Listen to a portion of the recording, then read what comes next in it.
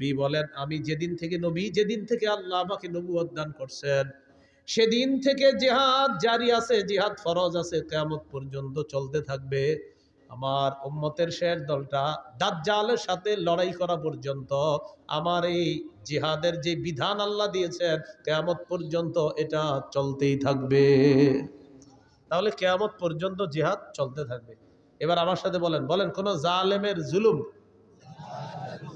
কোন বিচারকের বিচার জিহাদকে বাতিল করতে পারবে না। কি বলেন, কেউ যদি আল্লাহর রাস্তায় লড়াই করে এই পরিমাণ ওটের দুধ 2 বার আপনি পান করলেন, একবার এরপরে আবার পান করলেন, এই যে মাঝে সময়টা গ্যাপ হয়, নবী বলেন এই পরিমাণ কোন ব্যক্তিও যদি আল্লাহর রাস্তায় আল্লাহর দ্বীন প্রতিষ্ঠিত করার জন্য লড়াই করে তার জন্য আল্লাহর জান্নাত ওয়াজিব হয়ে যায়। আমার উম্মতের একটা দল সদা সর্বদা হকের পক্ষে লড়াই করবে, তাদের সাথে বাতিল লড়াই করতে আসবে, বাতিলদেরকে তারা নাস্তানাবুদ করে ছাড়বে, বাতিলদেরকে তারা সর্বশেষ পরাজিত করেই ছাড়বে। যার বড় প্রমাণ হলো বর্তমান আফগানিস্তান। কোন দেশ? হুজুররা গুতাগুতি বন্ধ না কইরা এখন যদি এক না হইতে পারে আগামী 50 বছর এই সুযোগ আর আসবে না। এটা এখন চলছে আমাদের বাংলাদেশের সব মুসলমানদের মনের দাবি একটা এখন যে আমরা বাংলাদেশে ইসলামী মাইন্ডের কোন নেতা চাই। এটা সব মুসলমানদের না মনের চাওয়া। আপনি খুঁজে দেখেন হাঁটতে হাঁটতে সবার এটা চাওয়া। কিন্তু এই সুযোগটা যদি কাজে না লাগাই পরে ওই যে ওই একটা আগুন ছাইরা আর একটারে দড়ি, বৃষ্টি থেকে বাঁচার জন্য ঝর্ণার নিচে এসে দাঁড়াই। কোথেকে বাঁচার জন্য কই দাঁড়াই? কেউ আপনার ঝর্ণার নিচে কেন? বাইরে বৃষ্টি, এখানে কি? ও আচ্ছা। এই ভুল বারবার করলে ভাগ্য পরিবর্তন হবে না। আবু বকর, ওমর, উসমান, আলী রাদিয়াল্লাহু তাআলা আনহুম তাদের যুগের সেই খেলাফতের রাশেদা, খেলাফত ব্যবস্থা ছাড়া মুসলমানদের চূড়ান্ত ভাগ্য পরিবর্তন হবে না, হতে পারে না কিয়ামত পর্যন্ত। আমরা জিহাদ করব কখন? এদেশের বিজ্ঞ মুফতিরা ফতোয়া দিবে যখন। বিজ্ঞ মুফতি সাহেবরা ফতোয়া দিতে হবে। আপনি সকালে গিয়ে আবার কিছু উড়াই দিয়েন না, কিন্তু বিজ্ঞ মুফতি সাহেবদের ফতোয়া লাগবে, তখন জিহাদ ফরজ হবে। আল্লাহ কথাগুলা বুঝার তৌফিক দান করেন। সহিহ বুখারীর বর্ণনা 3123 নম্বর হাদিস। عن أبي هريرة رضي الله تعالى عنه قال قال رسول الله صلى الله عليه وسلم تكفل الله لمن جاهد في سبيل الله لا يخرجه إلا الجهاد في سبيله وتصديق كلماته بأن يدخله الجنة أو يرجعه في مسكنه الذي خرج منه ما نال من أجر أو غنيمة। কোন ব্যক্তি জিহাদে বের হয়েছে, শুধু জিহাদের নিয়তে বের হয়েছে এবং আল্লাহর কথাগুলা বিশ্বাস করছে, হ্যাঁ জিহাদ করলে এই লাভ, এগুলা জেনে সে বের হয়েছে, এই ব্যক্তি জিহাদের ময়দানে যাওয়ার পর আল্লাহ দায়িত্ব নিয়ে নেয়, হয়তো শহীদ বানায়া তাকে জান্নাতে পৌঁছায়া দিবে, না হয় প্রচুর গনিমতের মাল সহ তার ঘরে আল্লাহ তাকে ফিরাইয়া দিবে। আলহামদুলিল্লাহ الحمد لله كفى وسلام على عباده الذين اصطفى أما بعد فأعوذ بالله من আওয়াজ বাড়ায় না বাইরের আওয়াজ কমা। এত অন্ত ঠিক ছিল। আপনাদের কি কেউ বুদ্ধি দেয় যে আরিফ বিন হাবিব বসলে আওয়াজ বাড়াইতে? এটা কিন্তু আমার একটা দুর্বলতা, আওয়াজ বাড়লে আমি বয়ান করতে পারি না, যেখানে যাই আওয়াজ বাড়ায় কেন? আলহামদুলিল্লাহ শুরু করি নেই, বাস গুতানো শুরু। আমারে কোনোভাবে আটকাইতে না পাইরা মাইক দিয়ে এখন আটকানোর চেষ্টা করতেছে অনেকে, বুঝলেন নাই? এমনি তো কোনোভাবে পারতেছে না, কি করবো? আমি তো আজাইরা কিছু বলি না, না কোরআন বলি না হাদিস বলি। ওই দিন এক জায়গায় সত্যি এক জায়গায় মাইক ম্যান্ডে গিয়া একজন বুদ্ধি দিছে, বাড়াও, হ্যাঁ বাড়াইলে চেতে, ওই মায়ের পিঠ শুরু হয়ে গেছিল। এই কাজ করবেন না, মাইক ধরবেন না। মাইক তো ছিল এতক্ষণ, ঠিক তো, এটা ধরলেন কেন? আমি বসার পরে ধরলেন কেন? এটা তো ঠিকই ছিল এতক্ষণ।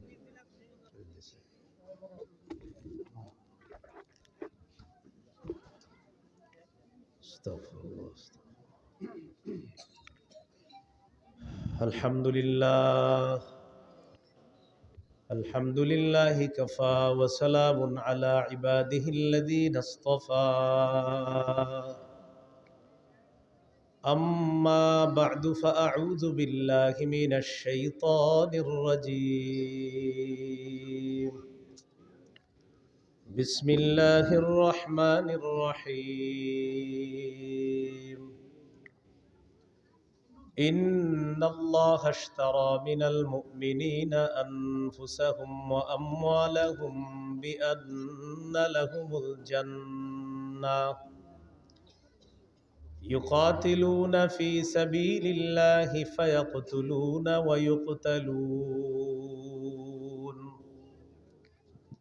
وقال رسول الله صلى الله عليه وسلم تكفل الله لمن جاهد في سبيل الله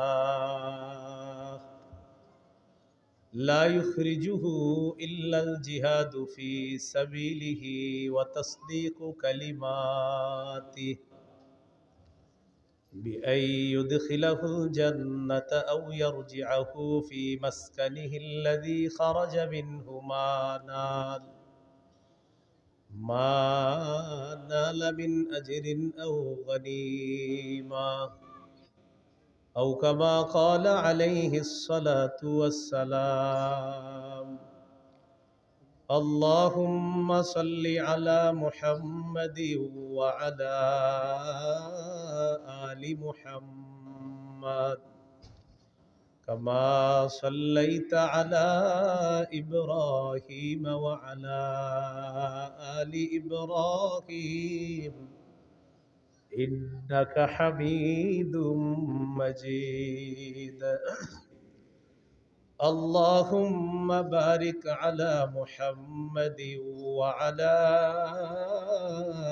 آل محمد كما باركت على إبراهيم وعلى آل إبراهيم إنك حميد مجيد اللهم إني أعوذ بك من شر لساني ومن شر سمعي ومن شر بصري ومن شر مني আল্লাহ তাআলার দরবারে শুকরিয়া আদায় করছি আল্লাহ আমাদেরকে এই মাহফিলে উপস্থিত হওয়ার তৌফিক দান করেছেন বলে আলহামদুলিল্লাহ।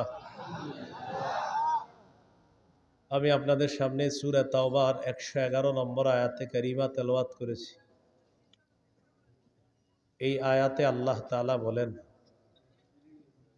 ইন্নাল্লাহা আশতারা মিনাল মুমিনিনা আনফুসাহুম ওয়া আমওয়ালাহুম বিআন্না লাহুমুল জান্নাহ।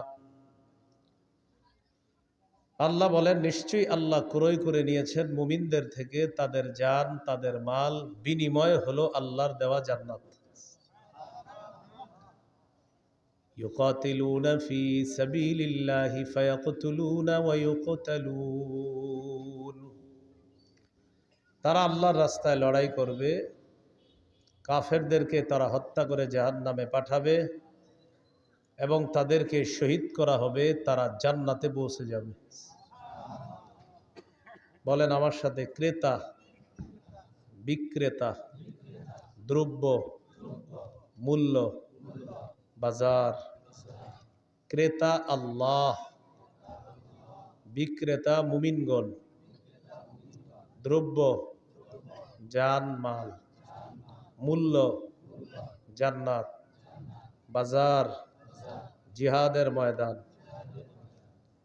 এই পাঁচটা কথা সূরা তাওবার 111 নম্বর আয়াতে আল্লাহ বলেন ইন্নাল্লাহা আশতারা, নিশ্চয়ই আল্লাহ ক্রয় করে নিয়েছেন, আল্লাহ হলেন ক্রেতা, মিনাল মুমিনিনা, মুমিনদের থেকে ক্রয় করে নিয়েছেন, মুমিনরা হলো বিক্রেতা, আনফুসাহুম ওয়া আমওয়ালাহুম, তাদের জানমাল, জানমাল হলো দ্রব্য, বিআন্না লাহুমুল জান্নাহ, বিনিময় হলো আল্লাহর দেওয়া জান্নাত।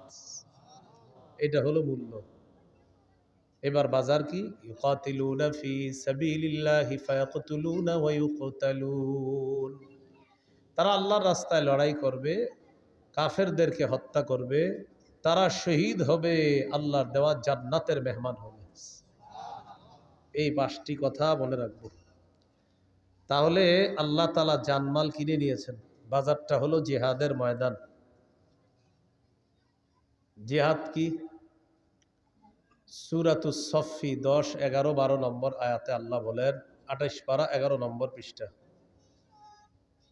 ইয়া আইয়ুহাল্লাযীনা আমানু হাল আদুল্লুকুম আলা তিজারাতিন তুনজিকুম মিন আযাবিন আলীম تؤمنون بالله ورسوله وتجاهدون في سبيل الله بأموالكم وأنفسكم ذلكم خير لكم إن كنتم تعلمون আল্লাহ বলেন আমি কি তোমাদেরকে এমন একটা ব্যবসার কথা বলবো যে ব্যবসা তোমাদেরকে যন্ত্রণাদায়ক আযাব থেকে রক্ষা করবে।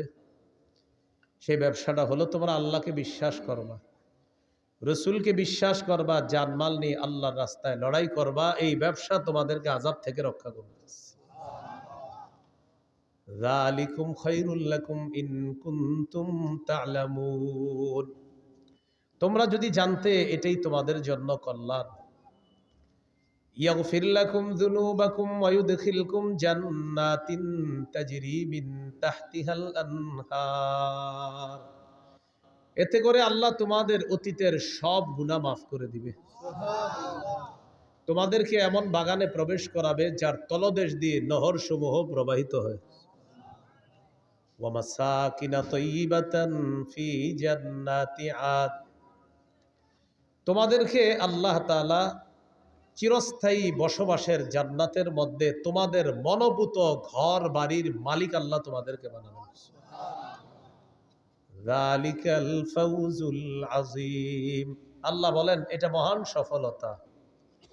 ওয়া উখরা তুহিব্বুনাহা নাসরুম মিনাল্লাহি ওয়া ফাতহুন করিব ওয়া বাশশিরিল মুমিনিন, আল্লাহ তাআলা তোমাদের মনোভূত আরো অনেক নিয়ামত তোমাদেরকে দান করবেন। এর মধ্যে একটা হলো আল্লাহর পক্ষ থেকে তোমাদের কাছে সাহায্য আসবে, আসন্ন বিজয় আল্লাহ তোমাদেরকে দান করবেন। শেষে আল্লাহ বলেন ওয়া বাশশিরিল মুমিনিন, নবী মুমিনদেরকে আপনি সুসংবাদ জানায় দেন। সূরা হুজুরাতের 15 নম্বর আয়াতে আল্লাহ বলেন ইন্নামাল মুমিনুনা আল্লাযীনা আমানু বিল্লাহ ওয়া রাসূলিহি সুম্মা লাম ইয়ারতাবু ওয়া জাহাদু বিআমওয়ালিহিম ওয়া আনফুসিহিম ফি সাবিলিল্লাহ। আল্লাহ তাআলা বলেন প্রকৃত ঈমানদার হলো তারা যারা আল্লাহকে বিশ্বাস করে, রাসূলকে বিশ্বাস করে, সামান্য সন্দেহ করে না, জানমাল নিয়ে আল্লাহর রাস্তায় লড়াই করে। আল্লাহ তাআলা বলেন তারা হলো খাঁটি ঈমানদার। উলাইকা হুমুস সাদিকুন, আমি আল্লাহ পবিত্র কোরআনে তাদেরকে খাঁটি সত্যবাদী বলে ঘোষণা করলাম। ঈমান আল্লাহকে রাসূলকে বিশ্বাস করা, সন্দেহ না করা, জানমাল নিয়ে জিহাদ করা। আল্লাহ বলেন কোরআনে বলে দিলাম তারা খাঁটি সত্যবাদী। আবু দাউদের হাদিস 2504 নম্বর হাদিস, ক্বালা রাসূলুল্লাহ সাল্লাল্লাহু আলাইহি ওয়াসাল্লাম জাহিদুল মুশরিকিনা বিআমওয়ালিকুম ওয়া আনফুসিকুম ওয়া আলসিনাতিকুম, নবীজি বলেন তোমরা মুশরিকদের সাথে লড়াই করো তোমাদের সম্পদ দিয়ে, তোমাদের জান দিয়ে, তোমাদের জবান দিয়ে।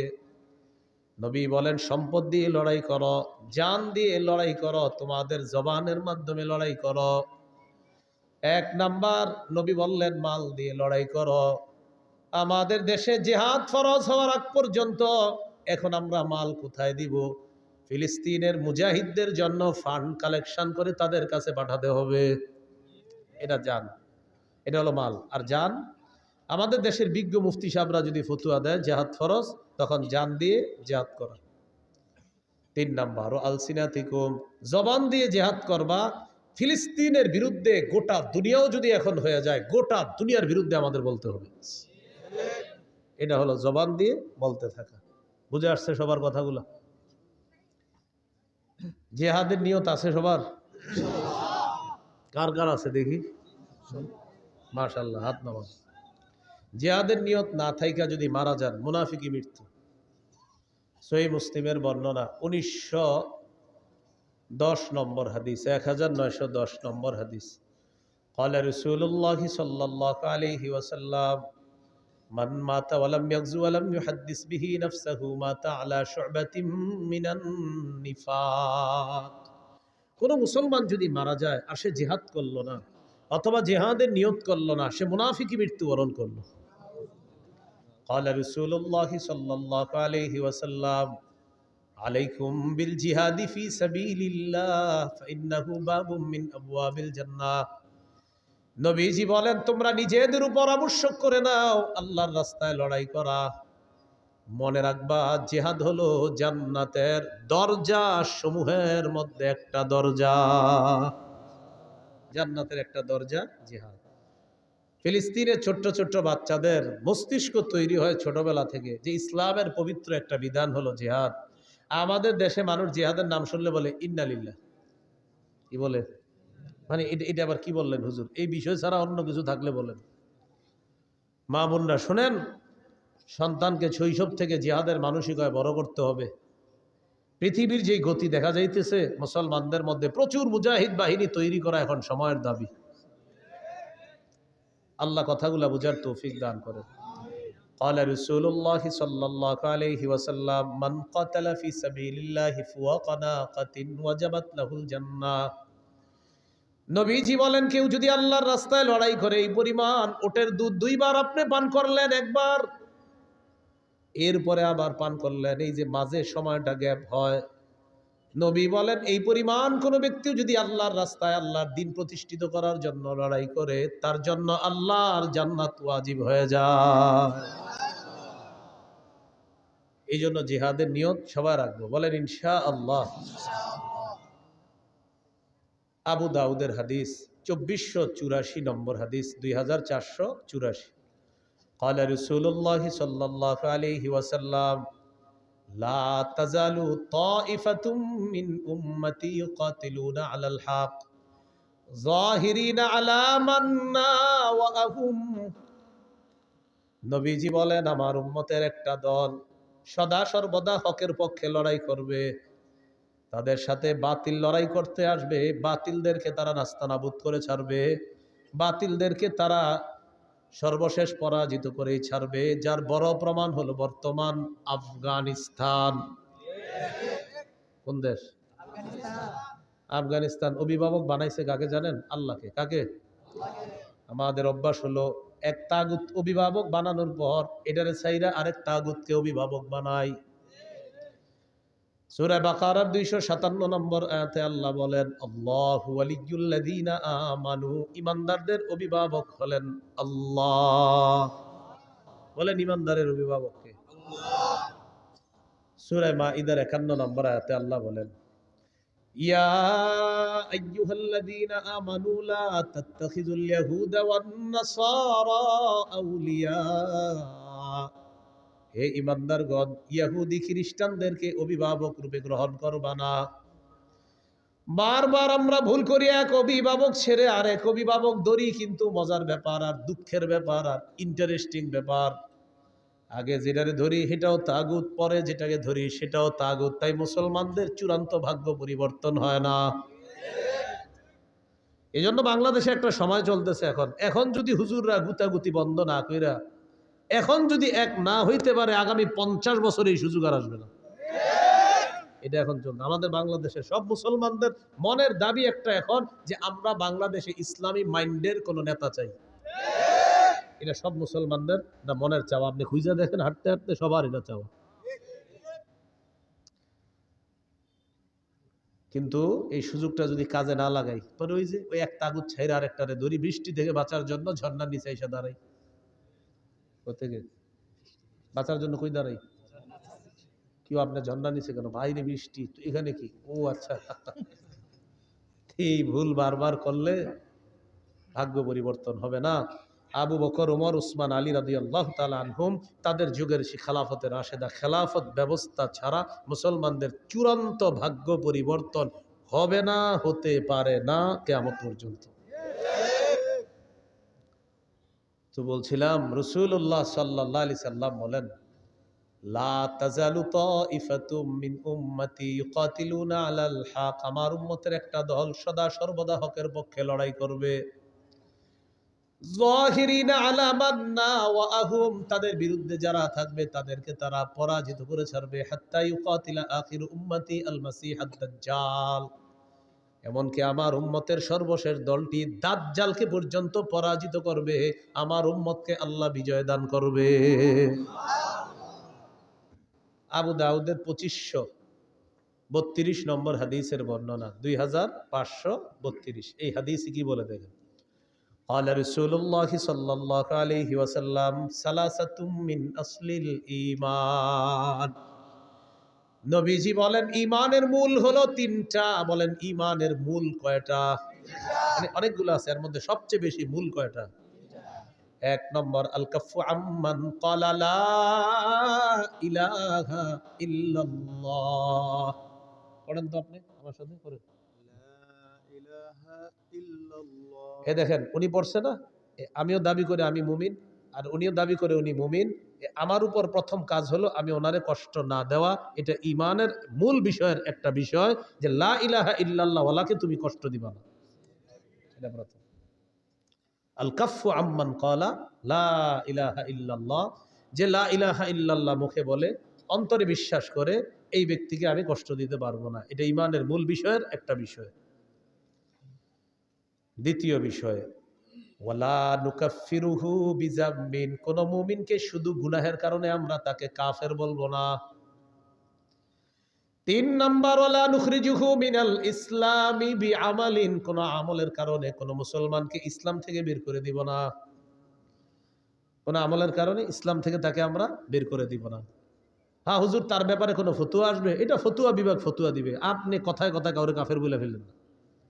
তাহলে ইমানের মূল বিষয় তিনটা। এক নাম্বার আল কাফু আম্মান ক্বালা লা ইলাহা ইল্লাল্লাহ, যেই ব্যক্তি বলে লা ইলাহা ইল্লাল্লাহ তাকে কোনো কষ্ট না দেওয়া। দুই নাম্বার ওয়ালা নুকাফিরুহু বিজাম্বিন, কোন মুমিনকে গুনাহের কারণে আমরা কাফের বলবো না।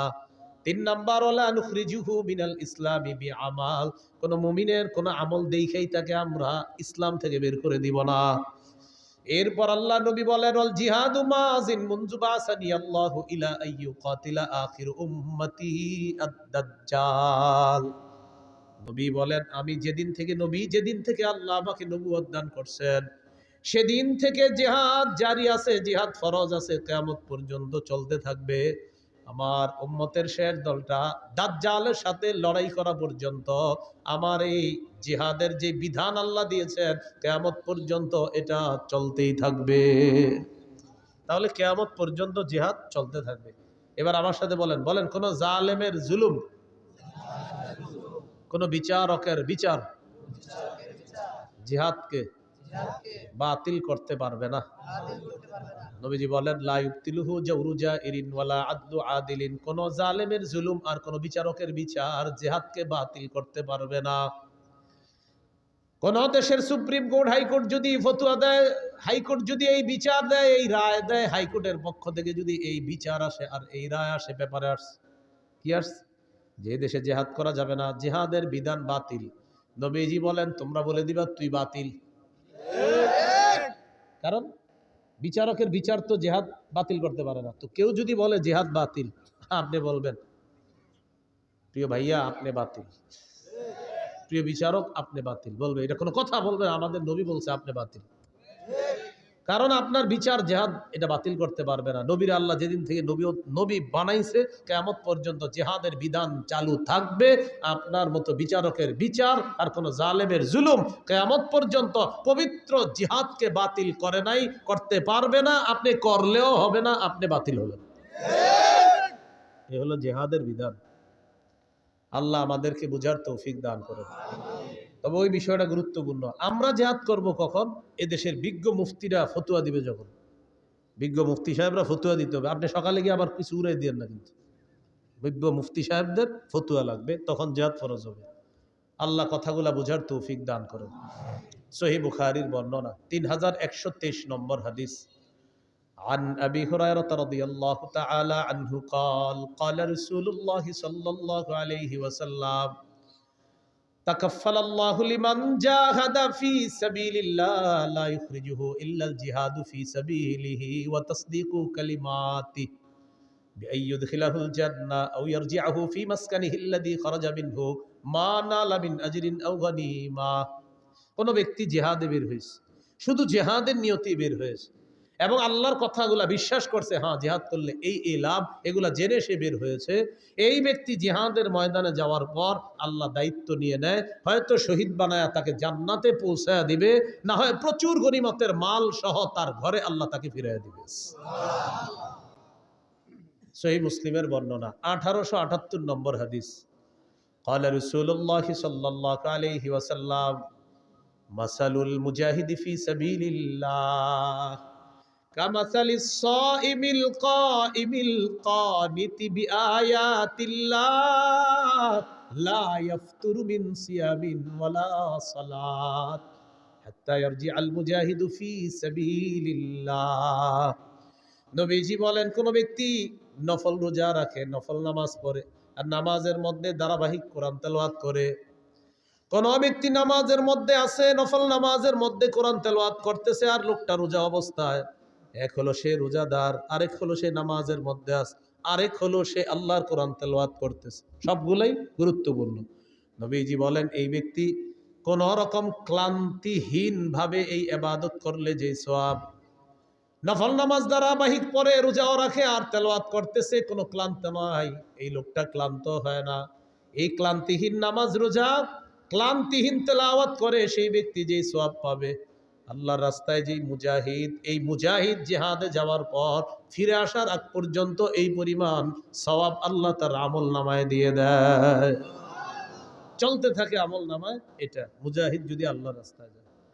আবু দাউদের বর্ণনা 1449 নম্বর হাদিস। এই হাদিসের বর্ণনাকারী সাহাবীর নাম আব্দুল্লাহ ইবনে হুবশিগিল খাসআমি রাদিয়াল্লাহু তাআলা। তিনি বলেন, আন্না রাসূলুল্লাহ সাল্লাল্লাহু আলাইহি ওয়াসাল্লাম সুইলা আইয়ুল আমালি আফযালু ইয়া রাসূলুল্লাহ।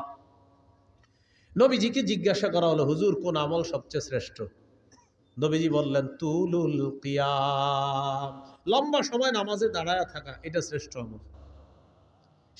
শীতকালে লম্বা সময় একটু নামাজ পড়েন, তাহাজ্জুদ পড়েন, লম্বা সময় একটু দাঁড়ায় থাকেন শীতকালে, বলেন ইনশাআল্লাহ। 4 রাকাত সুন্নত একদম 3.5 মিনিটের বেশি লাগাবেনি না। কি বলেন? কয় রাকাত? 4 রাকাত। প্রথম 2 রাকাত মনে করেন ঠিক মতো পড়ছে, পরে ইমাম সাহেব জামাতে দাঁড়াইবো, পরের 2 রাকাত পুরাই বুলেট শুরু হয়ে গেছে। কি ঘটনা কি? মুয়াজ্জিন সাহেব ইকামত দিছে, হের কথা হলো আমি এই 2 রাকাত যেমনি হোক শেষ করে ধরমই হুজুর।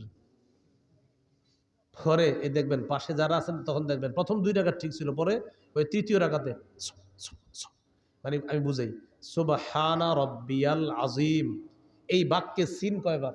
একবার। সুবহানা রব্বিয়াল আযীম, সিন কয়বার হুজুর? একবার। সুবহানা রব্বিয়াল আযীম, সিন কয়বার? একবার। এবার দেখেন, এর মানে উনি 3 বার সুবহানা রব্বিয়াল আযীম বলেন, কারণ যেহেতু সু সু সু আর সিন তো একবার বাক্যে, এর মানে সু সু সু মানে 3 বার সুবহানা রব্বিয়াল আযীম কমপ্লিট। এটা পাশে থেকেও শুনবেন না সময়, দেখবেন মানে কি আপনি সুপ কি, এই বাক্যে যদি সিন তার যে 3-4 বার আছে তাহলে বুঝতাম আপনি একটাই বলছেন বাক্য, কিন্তু বাক্যে তো সিন একবার, এর মানে আপনি সু সু 3 বার বলা মানে আপনি সুবহানা রব্বিয়াল আযীম 3 বার পড়ে ফেলছেন। এরকম পাশে দেখবেন আল্লাহু আকবার, আল্লাহর সাথে তামাশা করেন, ফাজলামি করেন। তুলুল কিয়াম, লম্বা সময় নামাজে দাঁড়ানো বড় ইবাদত। ভাই নামাজ ধীরস্থির ভাবে পড়েন, জীবনে এই কাজটা খুব সুন্দরভাবে করবেন, বলেন ইনশাআল্লাহ। উযু করবেন সুন্দরভাবে, মসজিদে নামাজ পড়বেন সুন্দরভাবে, নামাজের সাথে কোনো আপোষ করবেন না। এমনকি আলোচক যারা আলোচনা করে, তাদের আলোচনা যদি মনে করেন আলোচনায় উঠাবে, তারা আলোচনার মাঝেও নামাজকে তাড়াহুড়া না করা, সফরে অন্তত আল আসরিন না আতইন, এটাও সুন্দর মতো পড়তে হবে। সুবহানা রব্বিয়াল আযীম আলা, এটা সুন্দর মতো পড়তে হবে, কমপক্ষে 3 বার সুন্দর মতো পড়তে হবে। 1 মিনিটে 2 রাকাত যেন শেষ না হয়, বিষয়টার দিকে খেয়াল রাখা। তো রাসূলুল্লাহ সাল্লাল্লাহু আলাইহি সাল্লাম বললেন, তুলুল কিয়াম, সবচাইতে শ্রেষ্ঠ আমল আল্লাহর কাছে লম্বা সময় নামাজের মধ্যে দাঁড়িয়ে থাকা। কিলা আইয়ুস সাদাকাতি আফযালু ইয়া রাসূলুল্লাহ, হুজুর কোন সদকাটা সবচাইতে শ্রেষ্ঠ? নবীজি বললেন, জাহদুল মুকিল্লি, কোন ব্যক্তি পরিশ্রম করে, কষ্ট করে উপার্জন করে যেই সম্পদ, এই কষ্টার্জিত উপার্জন থেকে যদি সে আল্লাহর রাস্তায় দান করে, সদকা করে, মাদ্রাসায় দেয়, তার এই সদকা আল্লাহর কাছে সর্বশ্রেষ্ঠ সদকা হয়ে যায়। রিকশা চালাইছেন, কিছু টাকা কামাইছেন, 5 টাকা সদকা করছেন, মাস শেষে বেতন পাইছেন, কষ্টার্জিত এই বেতন পাওয়ার পর ইখলাসের সাথে 5টা টাকাই কোনো অসহায়কে দিছেন, এই আমলটা আল্লাহর কাছে শ্রেষ্ঠ সদকা হয়ে যায়।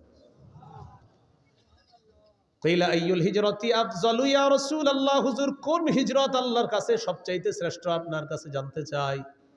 নবীজি বললেন, মান হাজার মা হারামাল্লাহু আলাইহি, আল্লাহ যা হারাম করেছেন এই হারাম থেকে বেঁচে থাকা হলো আল্লাহর কাছে সর্বশ্রেষ্ঠ হিজরত। কিলা আইয়ুল জিহাদি আফজালু ইয়া রাসূলুল্লাহ, হুজুর কোন জিহাদ আল্লাহর কাছে সবচাইতে শ্রেষ্ঠ। নবীজি বললেন, মান জাহাদাল মুশরিকিনা বিমালিহি ওয়া নাফসিহি, যে ব্যক্তি মুশরিকদের বিরুদ্ধে তার জানমাল নিয়ে লড়াই করে, এই জিহাদ আল্লাহর কাছে সর্বশ্রেষ্ঠ জিহাদ হয়ে যায়। এবার আল্লাহ নবীকে প্রশ্ন করলেন, ফাইয়ুল কতলি আশরাফু ইয়া রাসূলুল্লাহ, জিহাদের ময়দানে যারা শহীদ হয়ে যায় কোন শহীদটা সবচাইতে শ্রেষ্ঠ। নবীজি বললেন, মান উহরিকা দামুহু ওয়া উতিরা জাওয়াদুহু, যে ব্যক্তি বাহন নিয়ে জিহাদের ময়দানে আসে তাকে যদি শহীদ করা হয়, তার বাহনটাও যদি শহীদ করে দেওয়া হয়, এই শহীদ হলো আল্লাহর কাছে সর্বশ্রেষ্ঠ শহীদ। এটা হলো সবচেয়ে মর্যাদাপূর্ণ হত্যা, তাকেও হত্যা করা হয়েছে আর তার বাহনটাকেও হত্যা করা হয়েছে, এটা আল্লাহর কাছে সর্বশ্রেষ্ঠ শহীদ হিসাবে পরিগণিত হয়। এই হলো আপনার জিহাদের ময়দানে জিহাদের ফজিলত। তিরমিজির বর্ণনা 1655 নম্বর হাদিস, 1655 নম্বর হাদিস। عن أبي هريرة رضي الله تعالى عنه قال قال رسول الله صلى الله عليه وسلم, নবীজি বলেন, সালাসুন হাক্কুন আলাল্লাহি আউনুহুম, 3 ব্যক্তিকে সাহায্য করা আল্লাহ নিজের উপর ওয়াজিব করে নেয়। বলেন তো কয়জনকে সাহায্য করা আল্লাহ নিজের উপর ওয়াজিব করে নেয়?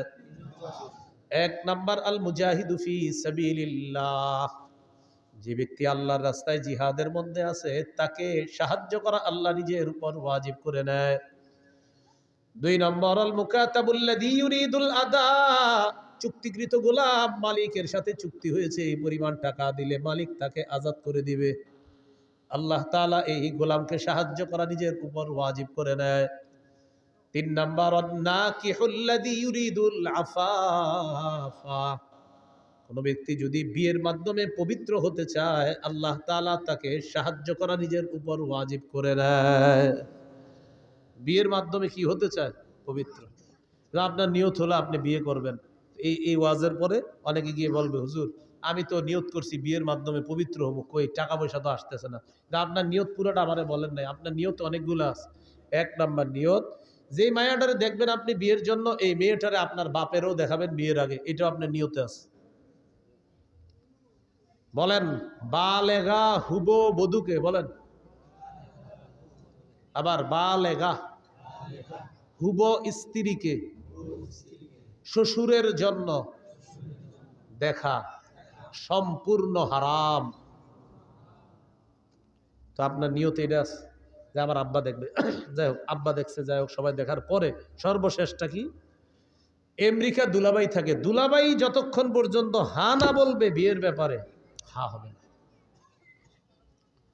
তো সর্বশেষ কন্যা পক্ষের জানানো হবে আমার দুলাভাই আমেরিকা আছে, উনি হ্যাঁ বললে হ্যাঁ, কারণ বিয়েটা তো দুলাভাই করবে, এই জন্য দুলাভাই ছবিটা দেখবে, দেখার পর দুলাভাই যদি বলে হ্যাঁ, নির্লজ্জ আর বেহায়ার মতো নিজের বউয়ের ছবিটা বন্ধুদেরকে আর দুলাভাইয়ের কাছে পাঠায়। এত বেহায়া আর বেশরম। তো দুলাভাই ছবি দেখে, দেখার পর দুলাভাই বলবে নাক কেমন, কান কেমন, চোখ কেমন, তারপর তিনি বলবে হ্যাঁ অথবা না, কারণ বিয়েটা তার দুলাভাইয়ের সাথেও হবে, তার সাথেও হবে। নির্লজ্জ কোথাকার, বেহায়া কোথাকার, হারাম কাজ করে আবার বলে উনি বললেই হবে। এইভাবে বলার পরে অনেকের লজ্জা হবে না, দেখবেন অনেকে এখনো দেখেন পাঠাইতেছে মোবাইলে। তো 3 নাম্বার, যে বিয়ের মাধ্যমে নিজের পবিত্র করতে চায় এই ব্যক্তিকে সাহায্য করা আল্লাহ নিজের উপর ওয়াজিব করে দেয়। তাহলে এর মধ্যে একজন হলো মুজাহিদ। তিরমিজির বর্ণনা 1656 নম্বর হাদিস, 1656 এই হাদিসের মধ্যে আছে, عن أبي هريرة رضي الله تعالى عنه قال قال رسول الله صلى الله عليه وسلم, নবীজি বলেন, লা ইউকলাবু আহাদুন ফি সাবিলিল্লাহ ওয়াল্লাহু আ'লামু বিমা ইউকলাবু ফি সাবিলিহি ইল্লা জা ইয়াউমাল কিয়ামাতি ওয়াল লাউনু লাউনুদ দাম ওয়ার রিহু রিহুল মিস। কোন ব্যক্তি যদি জিহাদের ময়দানে যায়, আঘাতপ্রাপ্ত হয়, আঘাতপ্রাপ্ত হওয়ার পর কিয়ামতের ময়দানে এই লোকটা এমন অবস্থায় উঠবে, তার যে আঘাতের জায়গায়, আঘাতের কারণে তার রং হবে রক্তের রং, আর সেখান থেকে মেশক আম্বরের ঘ্রাণ বের হবে। তাহলে গেল জিহাদ, জিহাদের ময়দান। এবার বলেন শহীদ, বলেন শহীদ, বলেন আল্লাহ তাআলা যদি কখনো আমাকে তৌফিক দান করে, সবাই বলেন আমি আল্লাহর পথে শহীদ হব ইনশাআল্লাহ। সহিহ মুসলিমের বর্ণনা 1909 নম্বর হাদিস। قال رسول الله صلى الله عليه وسلم من سأل الله الشهادة بصدق بلغه الله منازل الشهداء وإن مات على فراشه। এলাকার নাম কি? ফুলতলা। এই ফুলতলার একজন নিয়ত করছে, আল্লাহ আপনি যদি আমারে কখনো সুযোগ দেন আমি শহীদ হব। কোন এলাকার? ফুলতলার। তো নিয়ত করছে, আল্লাহ সত্যি আমি শহীদ হব, নিয়ত করছে। সে যদি তার ঘরের বিছানায়ও মারা যায়, আল্লাহ তাকে শহীদদের মর্যাদায় পৌঁছায় দিবে। তিরমিজির হাদিস 1661 নম্বর হাদিস। বাস হয়ে গেছে তো।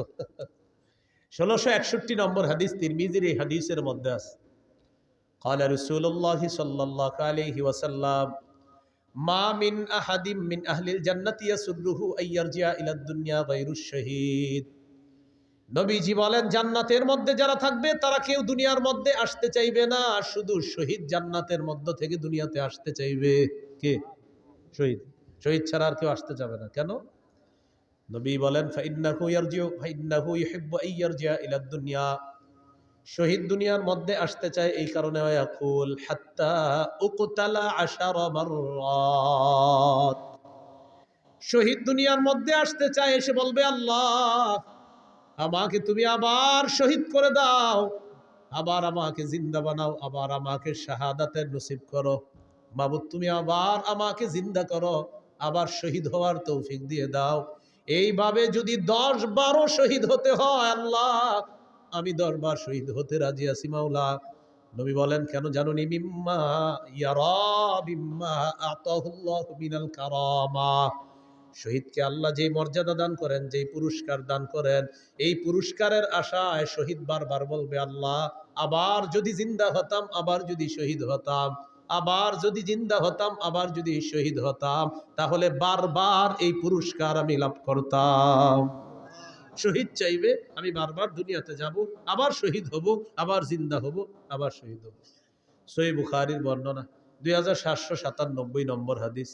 قال رسول الله صلى الله عليه وسلم নবীজি বলেন, ওয়াল্লাযী নাফসি বিয়াদিহি লাওয়াদিতু আন্নী উকতালু ফি সাবিলিল্লাহ সুম্মা উহইয়া সুম্মা উকতাল সুম্মা উহইয়া সুম্মা উকতাল সুম্মা উহইয়া।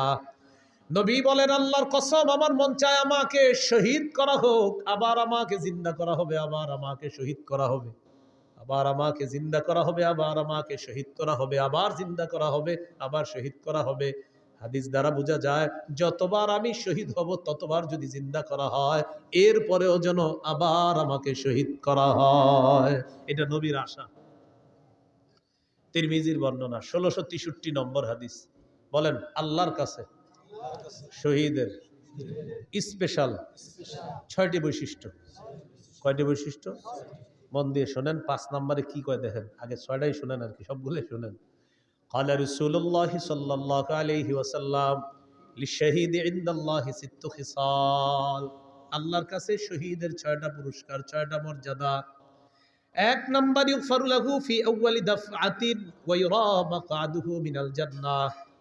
শহীদের শরীরের রক্তের ফোঁটাটা পড়ার সাথে সাথে তাকে জান্নাতের আসনটা দেখানো হয়, আর তার আগের গুনাহগুলো মাফ করে দেওয়া হয়।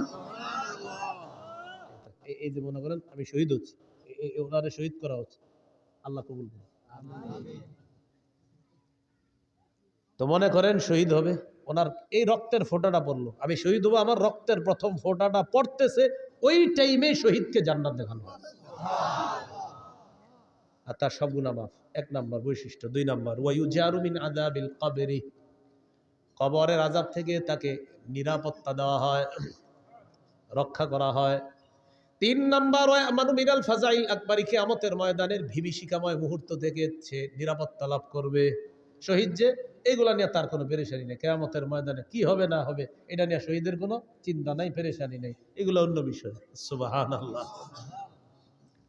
কোন মুহাদ্দিস বলছে ফাজাউল আকবর দ্বারা জাহান্নামের আযাব উদ্দেশ্য।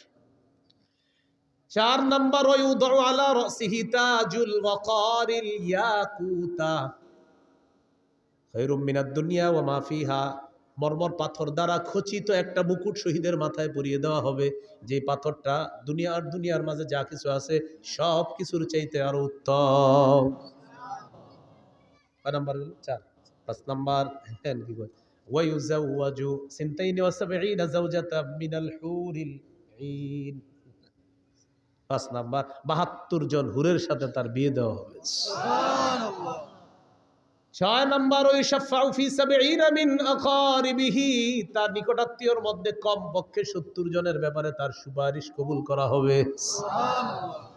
এই 6টা বৈশিষ্ট্য শহীদের। আল্লাহ আমাদেরকে জজবাত দান করেন, আমিন। শহীদি তামান্না দান করেন, আমিন। সূরা আলী ইমরান 169 নম্বর আয়াত। এই আয়াতের একটা ব্যাখ্যা হাদিস হলো আবু দাউদের হাদিস 2520 নম্বর হাদিস, 2520 হাদিসটি মন দিয়ে শুনেন। ওলামা হযরত ছাড়া অন্যরা জবাব দেন, ওলামায়ে কেরাম ছাড়া অন্যরা। উহুদের যুদ্ধে কয়জন মুসলমান শহীদ হয়েছে? হ্যাঁ, মাশাআল্লাহ, কয়জন? 70 জন। আব্দুল্লাহ ইবনে আব্বাস রাদিয়াল্লাহু তাআলা আনহুমার বর্ণনা দেখেন কি বলে। লাম্মা উসিবা ইখওয়ানুকুম বিউহুদিন, নবী বলেন উহুদের যুদ্ধে যখন তোমাদের ভাইয়েরা শহীদ হলো, জাআলাল্লাহু আরওয়াহাহুম ফি জাওফিত তায়রি খুদরিন, আল্লাহ তাআলা তাদের আত্মাগুলা সবুজ পাখির পেটে ঢুকায়া দিছে। সবুজ পাখির পেটে দিয়ে দিছে। তারিদু আনহারাল জান্নাতি ওয়া তাকুলু মিন সিমারিহা ওয়া তাবি ইলা কানাদিলা মিন যাহাবিন মুআল্লাকাতিন ফি জিল্লিল আরশ। সবুজ পাখির পেটের মধ্যে ঢুকিয়ে দেওয়ার পর এই পাখির নদীর ঝর্ণা, ওই নদী নালা আর ঝর্ণার উপরে উড়ে উড়ে বেড়ায় আর জান্নাতের ফল খায়, জান্নাতের ফলমূল খায়। ওয়া তাবি ইলা কানাদিলা মিন যাহাবিন মুআল্লাকাতিন ফি জিল্লিল আরশ, আরশের নিচে স্বর্ণ দ্বারা তৈরি করা ফানুস আছে, ওই ফানুসের মধ্যে গিয়ে পাখিগুলা বসে। পাখি তো পাখির ভিতরে কার আত্মা? শহীদের। তো পাখিগুলা বৈশা কি বলে দেখেন, ফালাম্মা ওয়াজাদু তিবা মাকালিহিম ওয়া মাশরাবিহিম ওয়া মাকিলিহিম, তারা তাদের মনোভূত বাসস্থান পাইল, মনোভূত খাবার পাইল, মনোভূত পানি পাইল, এগুলা পাওয়ার পর তখন তারা কি বলে দেখেন, তখন তারা বলে মাইয়ুবাল্লিগু আন্না ইখওয়ানানা, আচ্ছা আমরা যে এত নেয়ামতের মধ্যে আছি, দুনিয়া আমাদের ভাইদেরকে কে জানায়া দিবে কথাটা, আল্লাহ আমগরে কত নেয়ামত দিস। শহীদরা বলতেছে। এতটুকু বুঝে আসছেনি? হাদিসের ব্যাখ্যা হলো কেন শহীদরা এটা বলে, লিআল্লা ইয়াজহাদু ফিল জিহাদ ওয়ালা ইয়ানকুলু ইনদাল হার, যেন আমাদের দুনিয়ার ওই ভাইয়েরা জেহাদের প্রতি অনাগ্রহ না দেখায় আর অলসতা না করে। তাই শহীদরা বসে বসে বলতেছে আমাদের এত নেয়ামতের কথা তাদেরকে কে জানাবে। আল্লাহ জবাব দিয়ে দিলেন আমি জানাবো। উবাল্লিগুহুম আনকুম, তোমাদের বিষয়টা আমি জানিয়ে দিচ্ছি। তখন আল্লাহ সূরা আলী ইমরানের 169 নম্বর আয়াত নাজিল করছে। 4 পারা হাফিজি কোরআন মাজিদ অনুযায়ী 11 নম্বর পৃষ্ঠা দেখবেন, মাঝের একদম একটু পরে আছে আয়াতটা। আল্লাহ বলেন ওয়ালা তাহসাবান্নাল্লাযীনা কুতিলু ফি সাবিলিল্লাহি আমওয়াতা, যারা আল্লাহর রাস্তায় শহীদ হয় তাদেরকে তোমরা মৃত বলো না, বালহুম আহইয়া, বাল আহইয়াউন, তারা জীবিত, ইনদা রাব্বিহিম ইউরযাকুন, রবের কাছে তাদেরকে রিজিকের ব্যবস্থা করা হয়, তাদেরকে খাবারের ব্যবস্থা করা হয়। তাহলে শহীদ হওয়ার নিয়ত আসেনি সবার ইনশাআল্লাহ? ক্রেতাকে, বিক্রেতা, দ্রব্য জান্নাত, দ্রব্য জান্নাত, মূল্য জান্নাত, বাজার জিহাদের ময়দান, আবার ক্রেতা বিক্রেতা, দ্রব্য জান্নাত, মূল্য জান্নাত, আর বাজার জিহাদের ময়দান।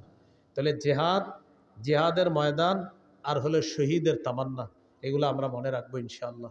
আল্লাহ তাআলা আমাদের সকলকে যে কথাগুলো শুনলাম বললাম, আমরা সবাই যেন কথাগুলো আমাদের জীবনে আমরা বাস্তবায়ন করতে পারি, আল্লাহ তৌফিক দান করেন।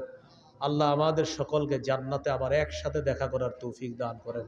সুবহানাল্লাহি ওয়া বিহামদিহি, সুবহানাকাল্লাহুম্মা ওয়া বিহামদিক, আশহাদু আল্লা ইলাহা ইল্লা আনতা, আস্তাগফিরুকা ওয়া আতুবু ইলাইক। আজকে আপনারা আমি গাড়িতে যাইতে যাইতে যাদের মিম্বরের আমানত একটা সংকলন আছে, যদি কারো লাগে